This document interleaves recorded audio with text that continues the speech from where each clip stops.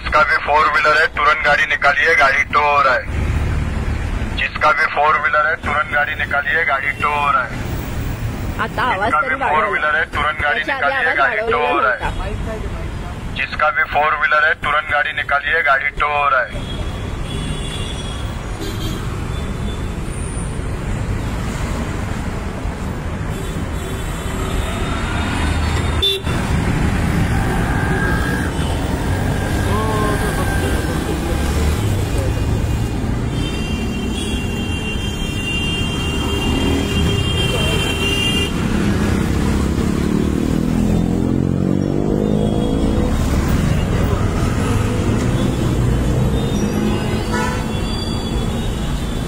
साहेब, मराठीमध्ये अनाउन्समेंट का नाहीये?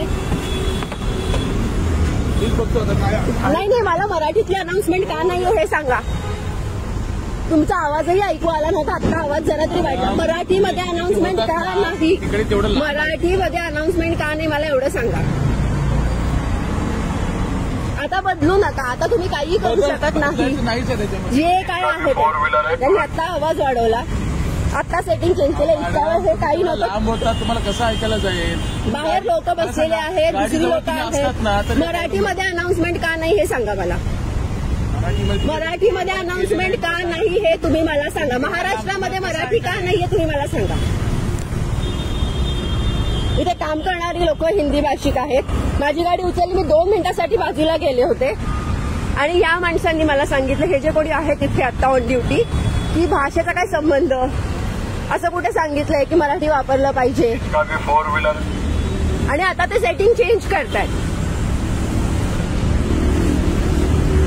म्हणजे गव्हर्नमेंटकडनं झालेल्या सगळ्या चुका चालतात किंवा मग त्यांना मी आल्यानंतर त्यांनी फाईन मारला, ह्याच्या आधी त्यांनी फाईन मारला नाही. म्हणजे ह्यामध्ये सुद्धा ब्लॅक गोष्टी होतात.